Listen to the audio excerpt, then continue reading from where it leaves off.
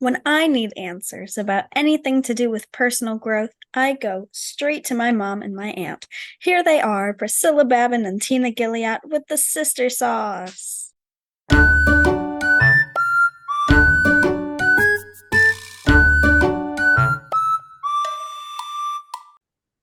Hi, everybody. I'm Tina Gilliat, and I am here with my beautiful sister, Priscilla Babin. And this is episode 9 of the Sister Sauce Season 2. So we're really excited to be back with you today. We did a replay last week of our Christmas traditions from around the world. And this week, we're going to replay as our meat sauce for you the New Year's resolutions episode from last year. So, two really good episodes, but it's busy time for us and a lot going on in the family. So, we decided that we needed a little vacation. And we said, what better time to take a vacation and to share those two wonderful episodes with you again? But we do have some new stuff for you in way of sauces. And to give you a new hot sauce to consider is the lovely Priscilla Babin. Pris, what's your hot Oh, sauce? What kind of hello. hot My sauce should we put on this week? my hot sauce is funny and sassy. Ooh, It's I too like bad funny and Clover's not here sassy. because Clover is funny and sassy. And Oh, actually, all of our kids, Livy is funny and sassy too. My goodness, we have a bunch of funny sassies. yes, we do. So I'm gonna have to tell them about this because I didn't tell them this yet. I just learned this yesterday and I love it so much. Okay, I can see if I can get through this without laughing because it's Well, it's okay too if you much. laugh because then I can use it for the promo. Okay, so last week y'all got to learn about traditions from all over the world, and I don't remember uh how much we talked about Germany, but I know we did. I'm pretty sure. It's a whole week ago. And but I learned this is not to do with Christmas, but this is a German word that I learned yesterday. Oh, So this was from I don't even know why it popped up in my feed. Because it's not like I have a lot. I don't really speak German. I know a handful of German words and I can count to 10 in German thanks to dad and grandma. But um I love this because it's hilarious.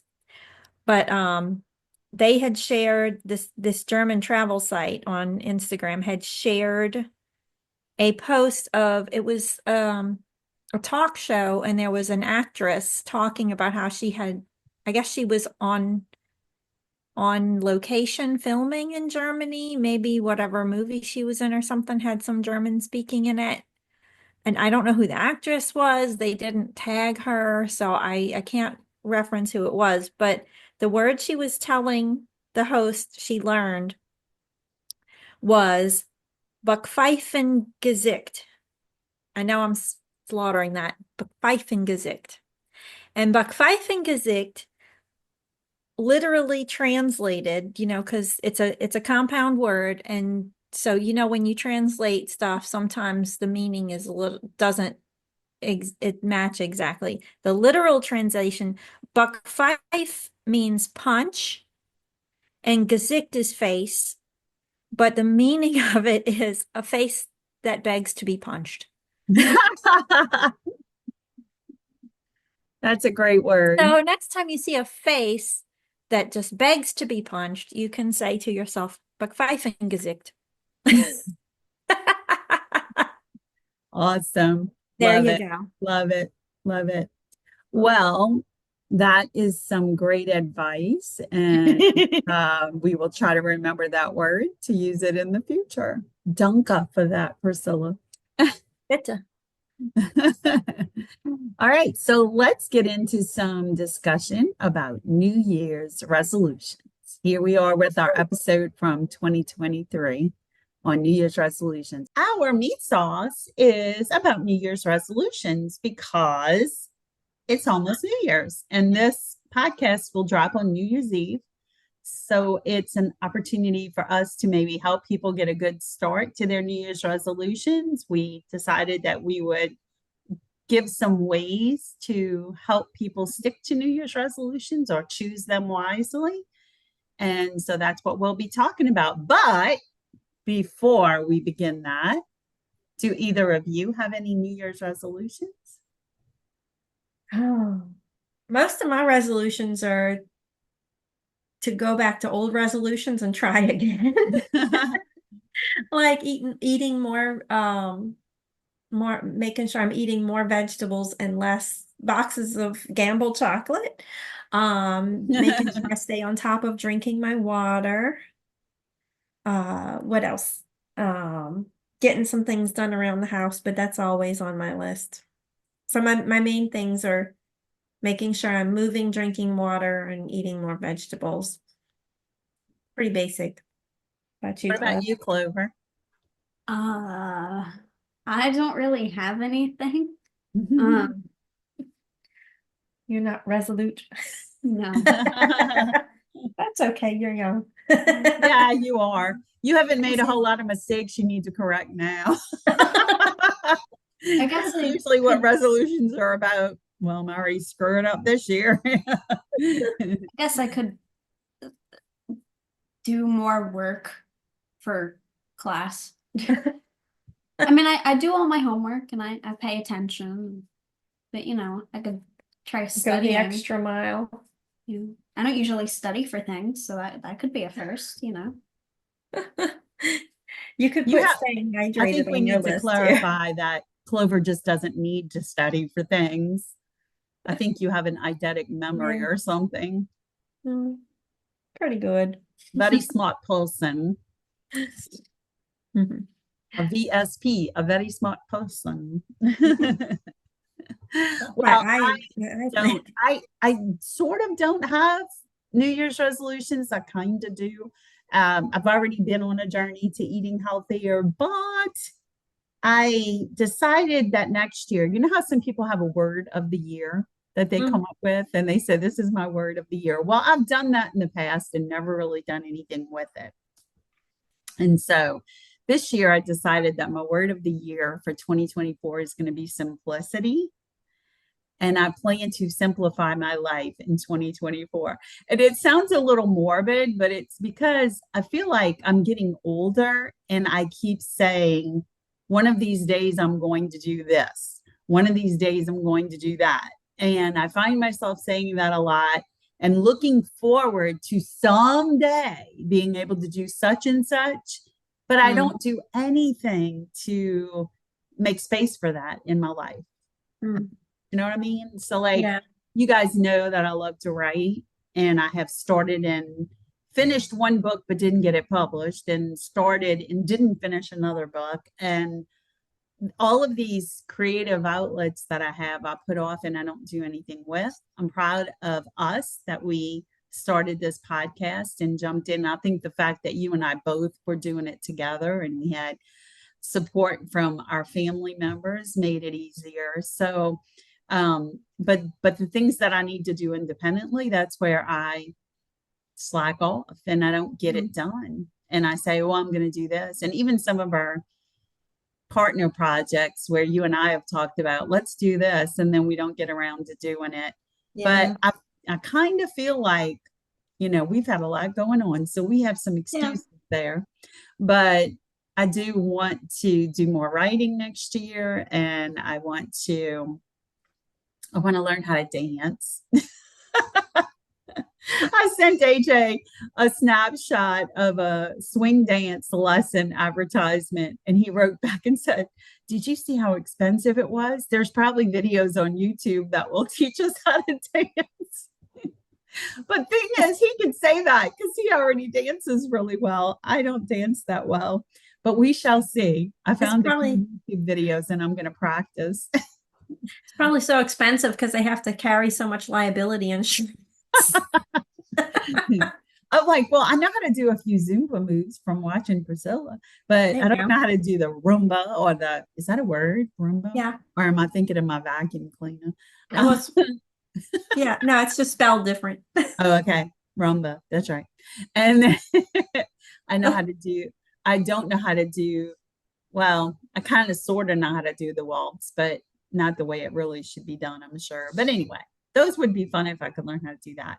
But those are things that and you know what else? Clover, you'll appreciate this. I have been dying for years to be in a play, like a musical or whatever. I just used to enjoy that so much, and we haven't done it in years. You used to do it too, Priscilla. Yeah. We should all audition together to be in a play. We just look for an audition announcement that says they need incredibly talented and gorgeous people, and then we can all apply. There you go. Because, all right. So let's talk about New Year's resolutions, and we kind of have some advice for everyone to set the right resolutions and then stick to them. This is not advice that we researched. We did research, but guess what? We didn't like what we found. So we came up with our own. So put that in your pipe and smoke it. I have my little notepad too, because as you were talking, I was thinking about things and I said, oh, we didn't include that. We need to include that.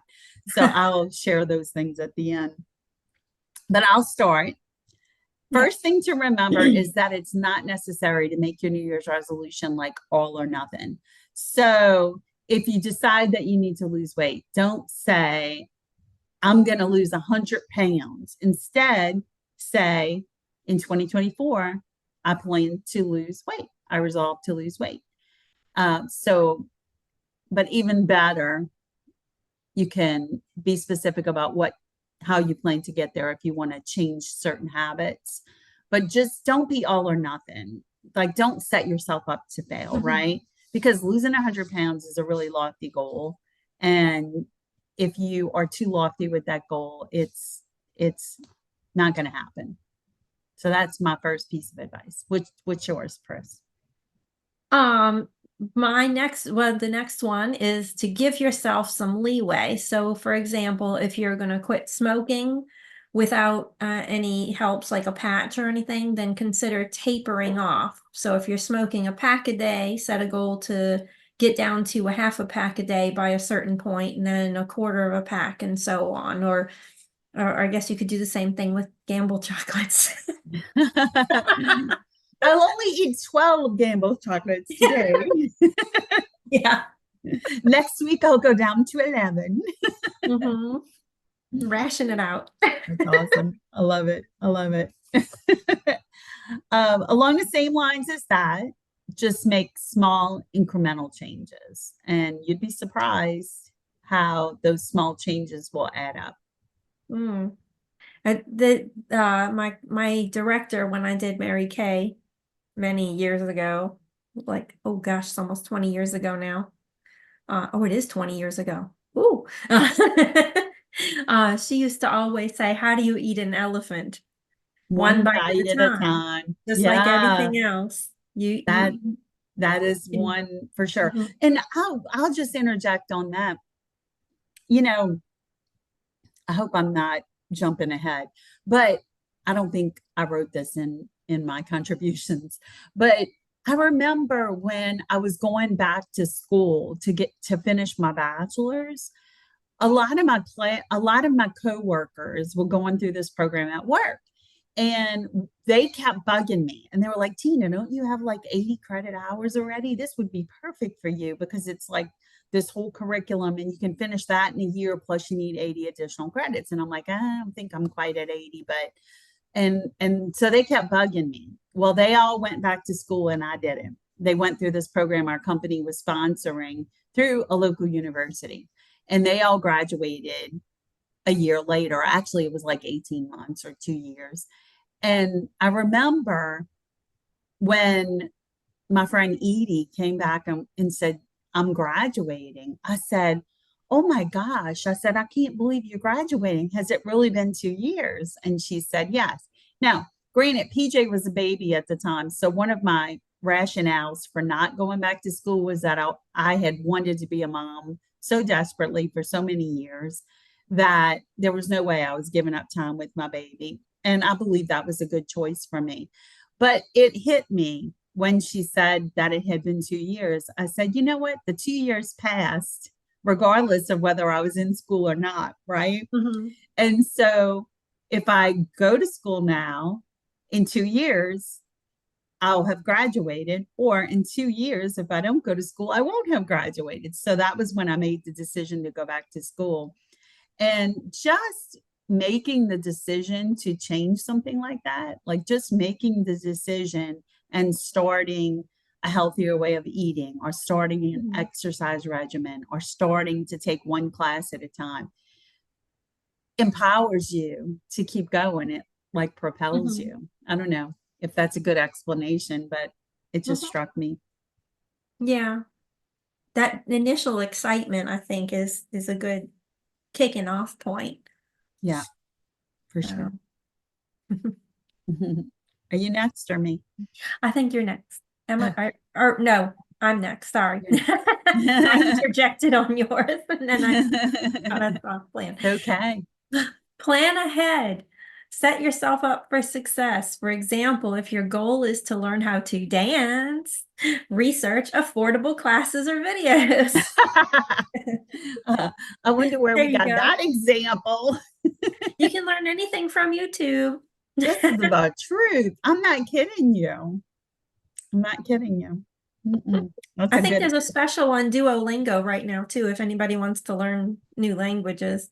They Ooh, sent me an ad. I don't feel motivated enough to to learn any new I languages think right I have now. a mental block with that. Yeah, me too. I keep seeing this ad for an app that helps you learn sign language, but you only get like the first month free and then you gotta pay and it's expensive. And Yeah. like sign language seems interesting and it would be useful to learn, but it's expensive. Yeah. When you get old like me, you can take classes at universities, certain ones for free. So I could go to Delgado right now for free because I'm that old. But AJ and I were talking about if they had an American Sign Language class that we would take it, because we've always been fascinated with it too. And I know a little bit. I used to know a lot more when I was younger, because first you might remember that I had a best friend when I was in college that was hearing impaired, and she taught me a lot. So I used to know all the letters and I could spell pretty quickly. And I knew some of the symbols like happy and sad and all that, but never did learn extensively. It is very interesting. I would like to learn that too. I took ASL 1 at Delgado and I got a C. Oh. even My that brain kind of just can't language conceive more prevailed. than one language. Just you couldn't get it, huh? Yeah, I didn't do well in I Spanish. got a C in French. Yeah, I think I got a C in French and I got a D in Spanish. Now all I know in Spanish is dirty words. So Oh, Livia's taken, I think, 4 years of Latin between high school and college and speaks pretty fluently. However, used to speak to Molly in Latin, our dog, but yeah, none of us understand it. But whenever there's a quiz, a Jeopardy category that's Latin related, she wipes the floor with us. I just don't know it. I can't get it.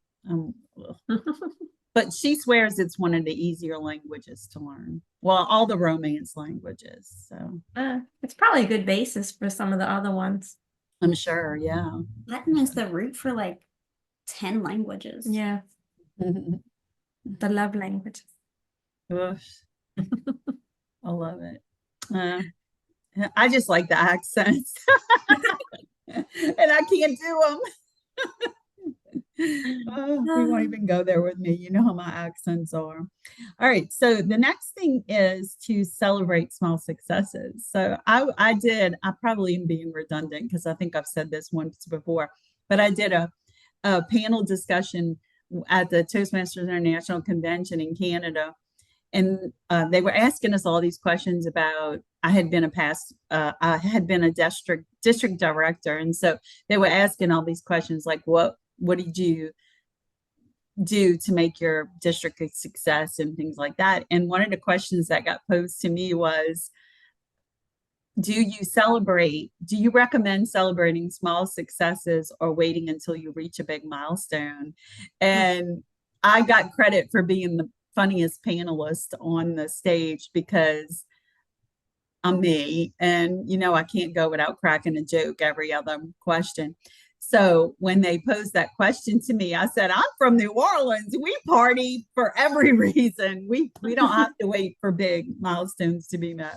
We celebrate every little success. And I really believe that, because celebrating is what kind of keeps you motivated to keep going, right?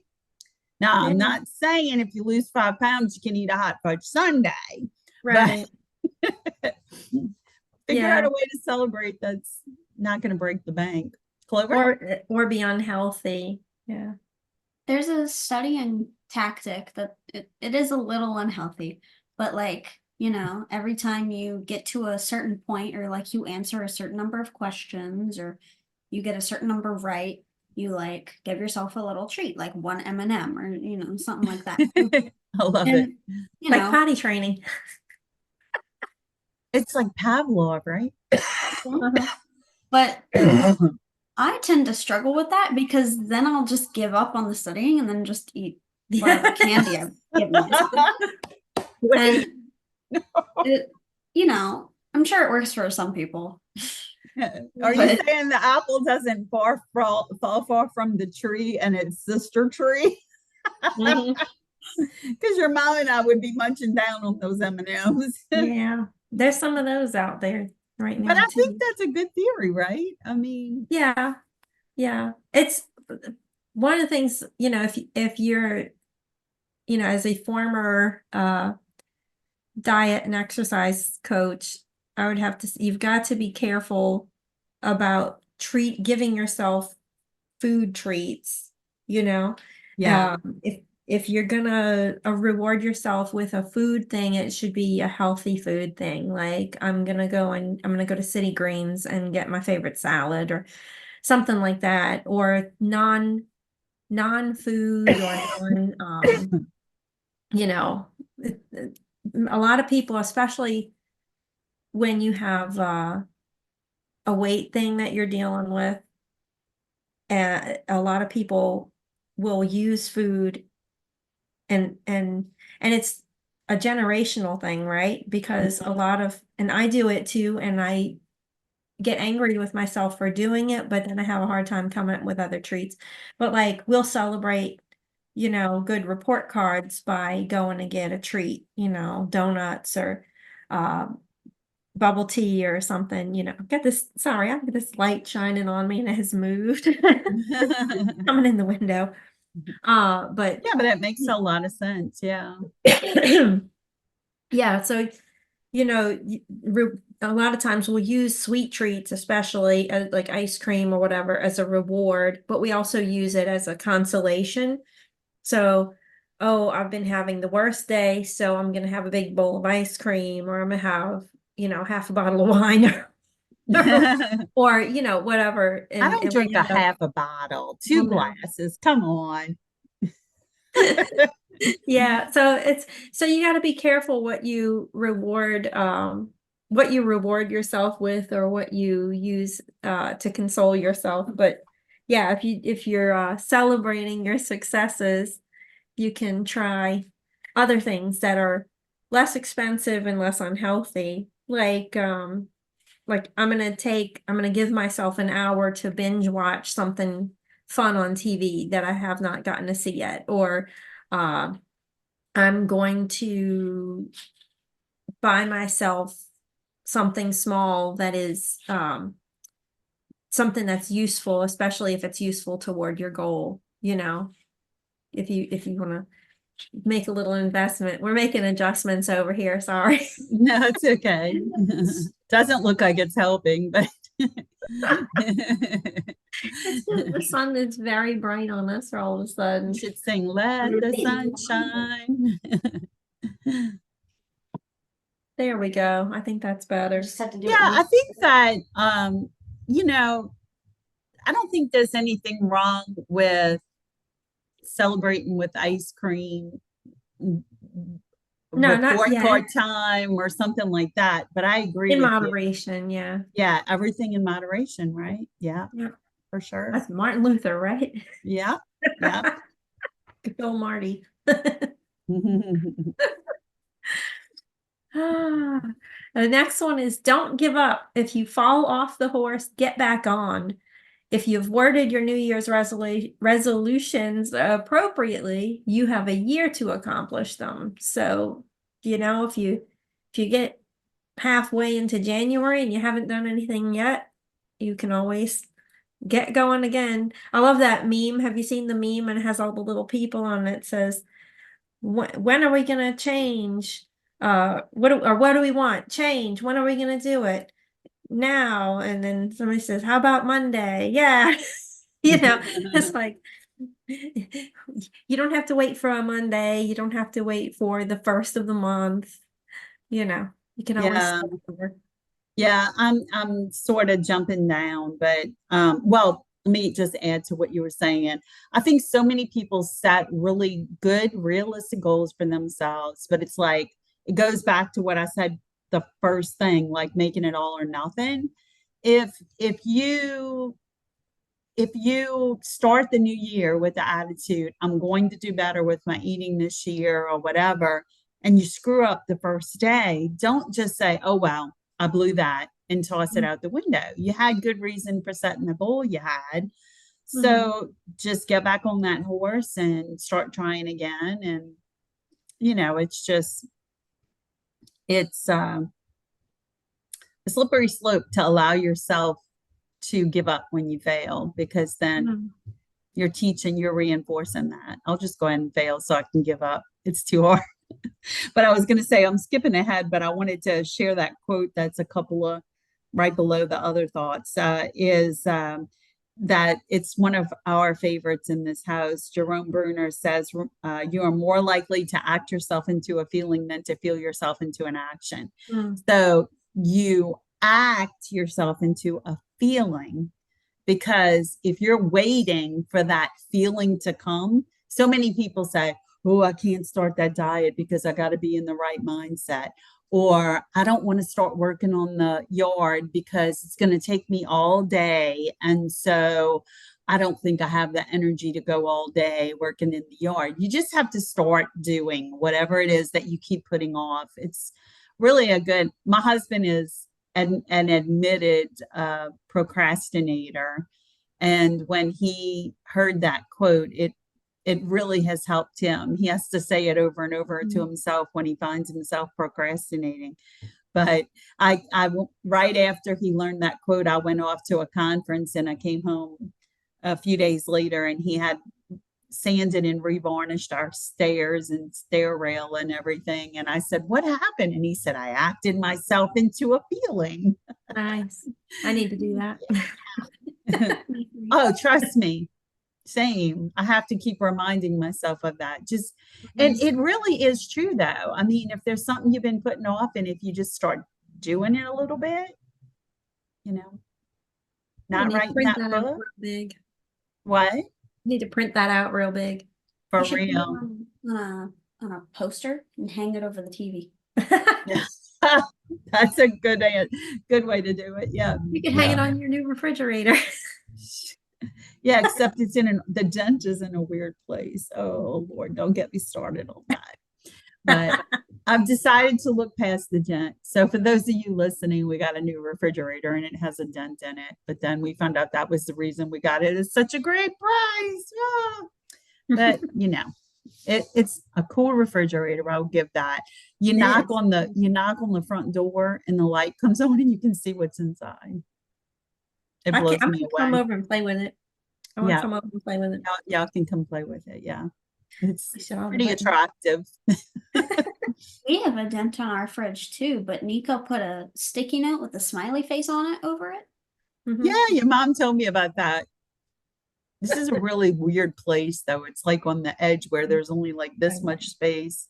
Ew. So I kind of previous to my eye surgery, it would have been real easy to ignore that because I couldn't see beyond the scope of looking ahead. Now my range of vision is wider following surgery. So, oh well, I'll ignore it though. So most people think of New Year's resolutions as sort of goals for the future. And so we kind of looked at New Year's resolutions as they compare to SMART goals. And so, the S in SMART is for specific, but I don't know. And Priscilla and Clover, y'all can disagree. Do you think that I don't feel like New Year's resolutions need to be that specific? They can be, but I don't think they need to be. What do y'all think? No, I don't. I think, like you said before, your New Year's Eve goal, your New Year's resolution, excuse me, should be, since you have a whole year and it's a resolution. Resolutions are less, I feel like they should be less specific, because these are things you're supposed to be changing in your life. These are not one and done. These are not, I'm going to get to this point and I'll be done with it. They're supposed to be making your life better, making changes to your lifestyle and your habits and stuff. So you want them to be lifelong. That's the whole goal of a resolution, is to make a lifelong change for the better, not just this is what I'm doing this year, necessarily. So I feel like it's better for them to be less specific, because those, when you're talking about a specific thing that you want to accomplish, that's a goal, not a resolution. I feel like they're distinct. So I thought that was real good, real good thought.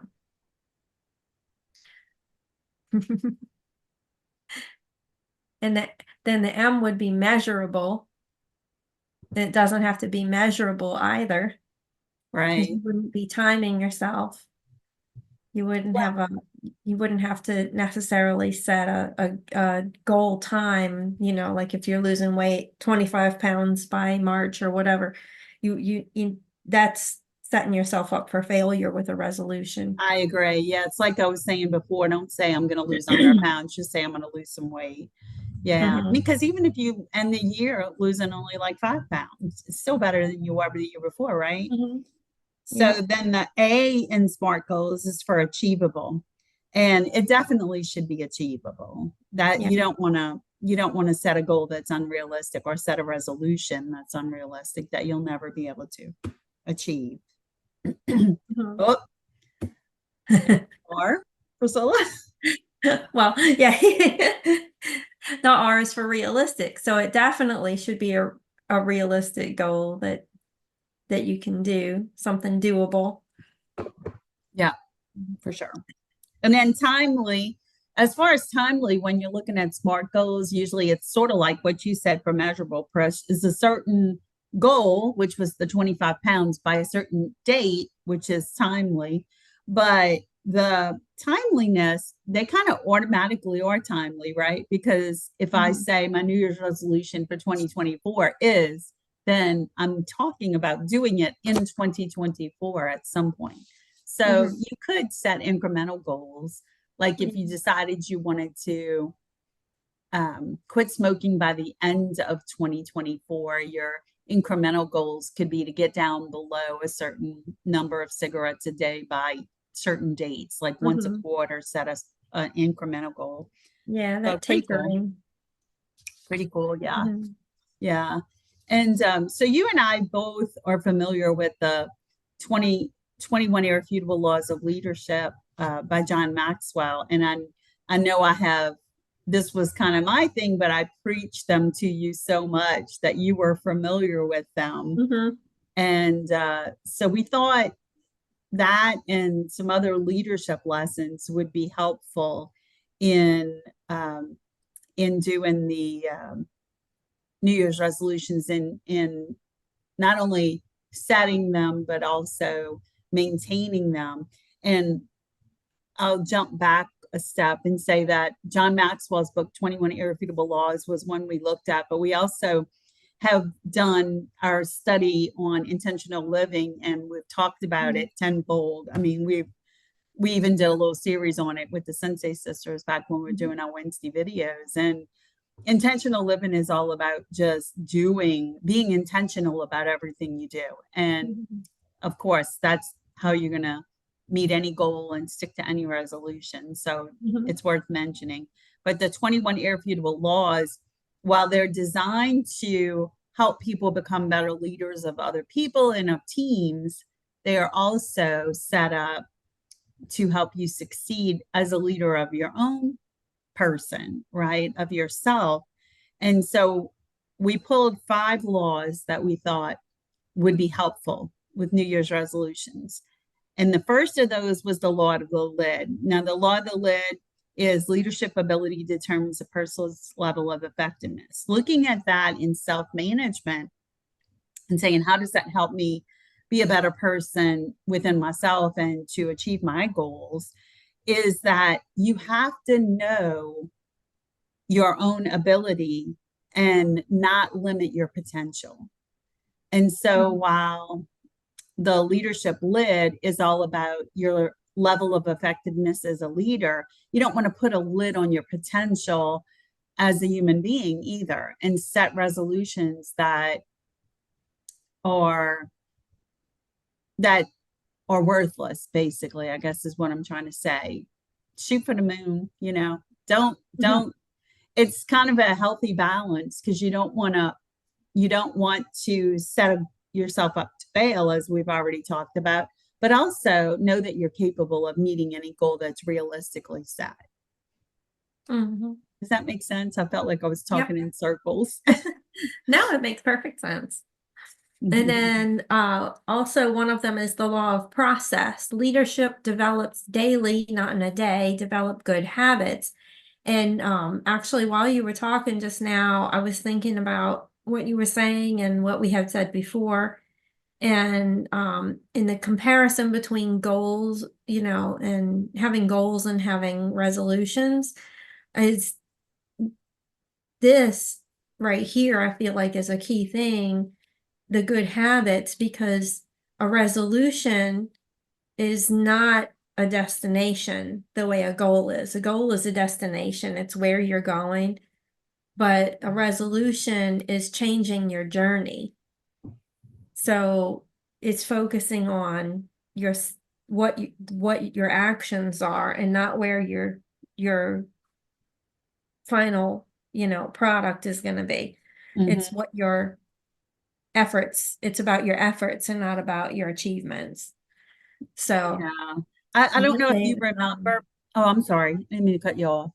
I was just saying, one you have to take it one day at a time.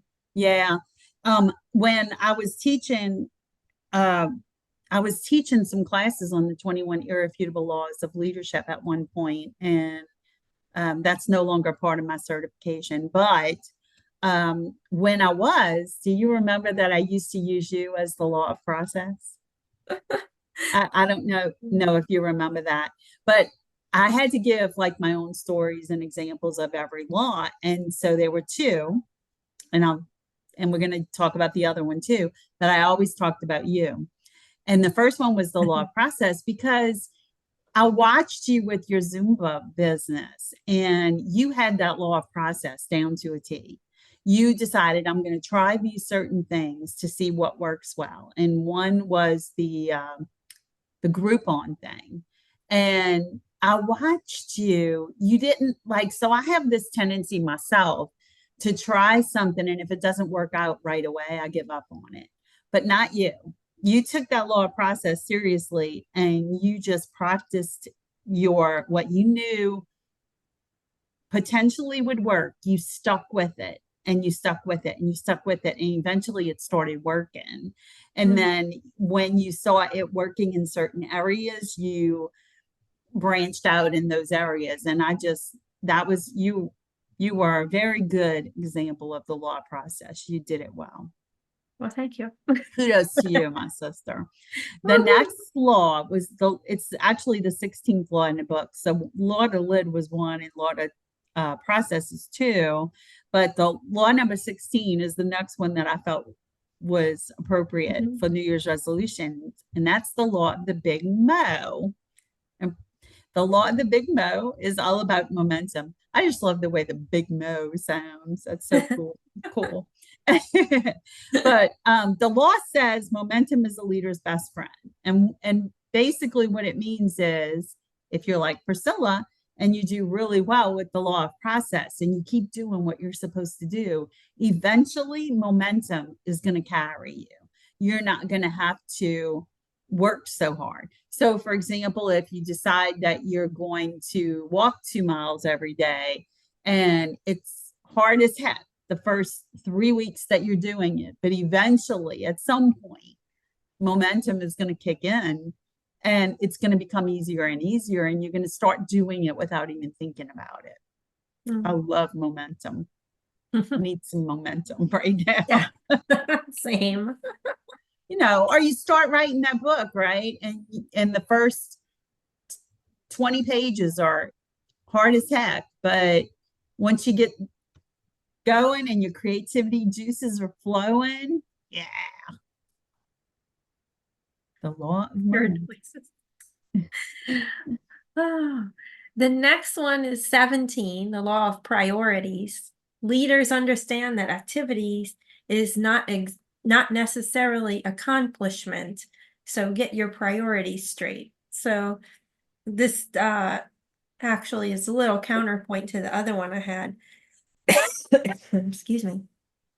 So you if you're doing some activities, I guess you should pay attention to see if they're actually helping you make those resolutions happen and make sure that you're on the right track.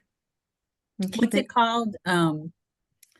What's the thing I'm thinking about in business? It's something value. Do you know what I'm talking about?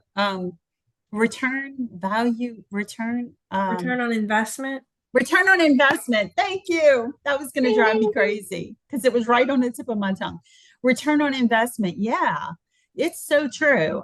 You and I have talked about that because I talked about my website. I'm like, I don't know that my website is a good return on my investment. I am just putting more and more money into it and really don't even use it anymore. So yeah, simplification 2024. That website might be going away.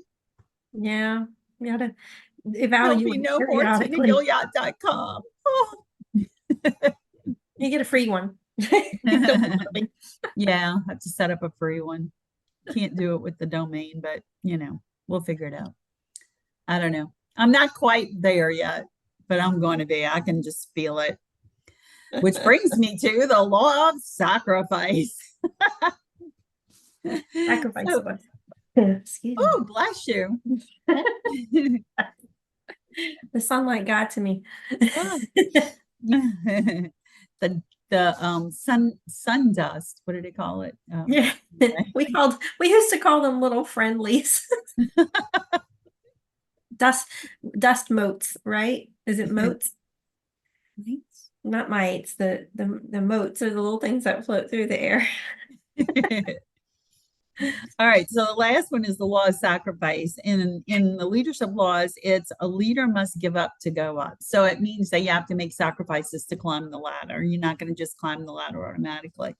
So you have to be willing to make sacrifices in order to accomplish your goals. You have to give up the chocolate cake if you want to lose weight, or you have to be willing to get out there and work hard to develop your muscles, or you need to sit at the computer and not stare at the TV if you want to write that book.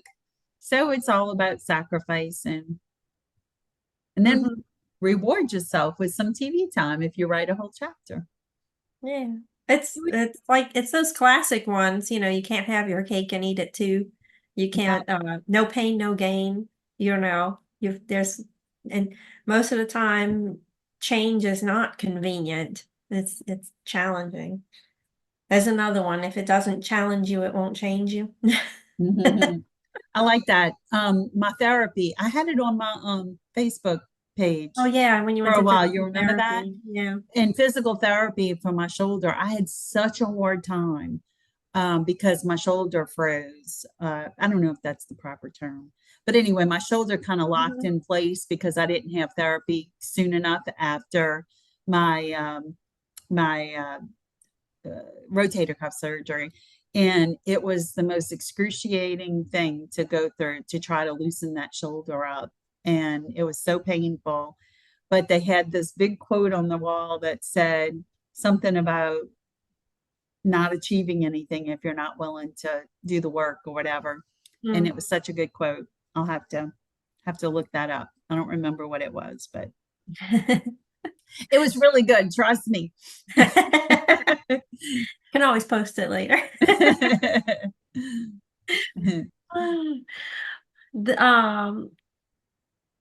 There's is it a book, Atomic Habits? Yes, yes. By James Clear. By James Clear. That's a good book if your New Year's resolutions are related to changes in your habits. So Atomic Habits, and that's on my reading. I think I downloaded it when you told me about it, but I haven't looked yet. Maybe one of my resolutions should be, or my goals should be to read Atomic Habits. Yeah, it's really good. One of my students recommended it to me, and we talked about it when we did our favorite books thing.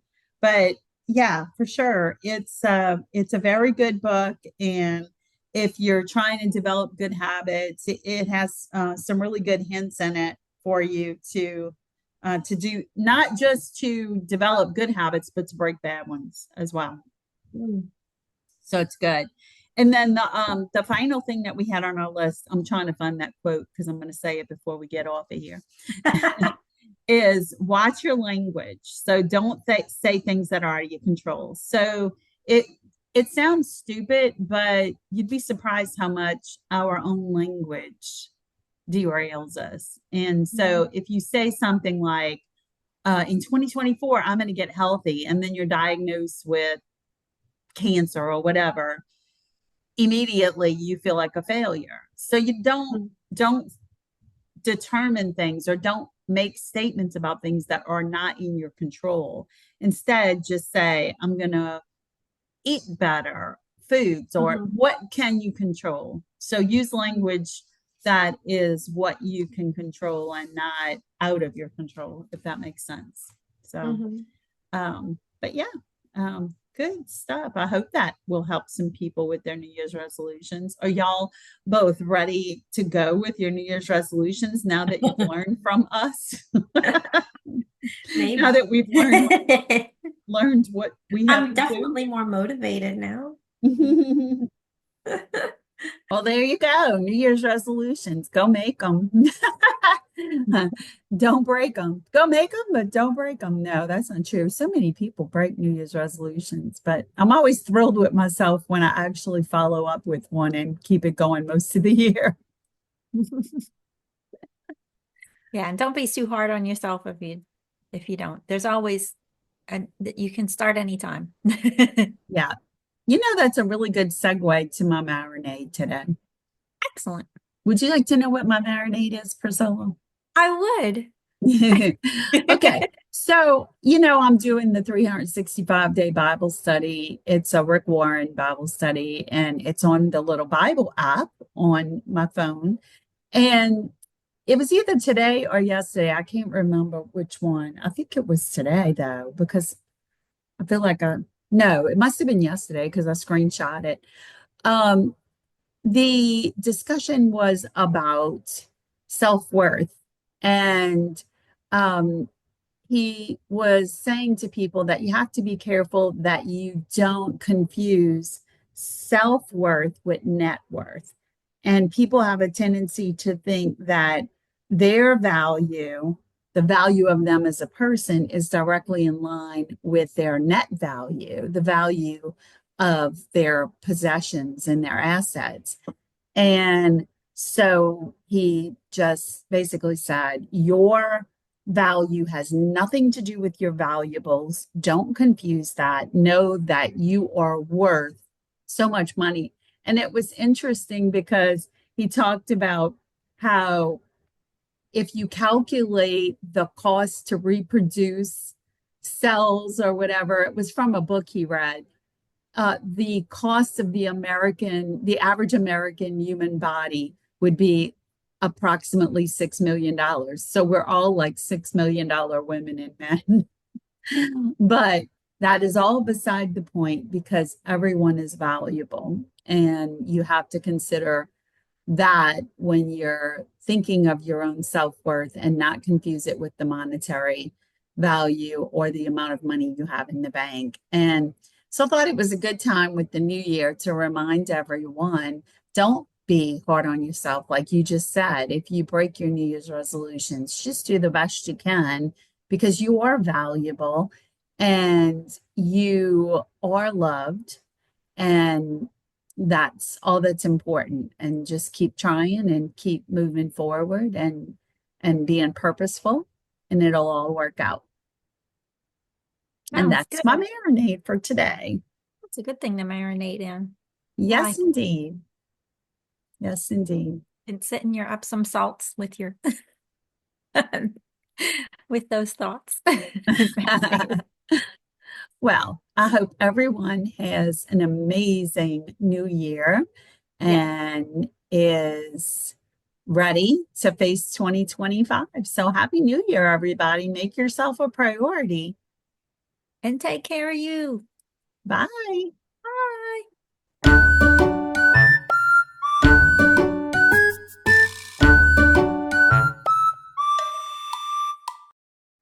Thanks for joining us. Make sure you subscribe to keep up on all the latest sauce. See you next time.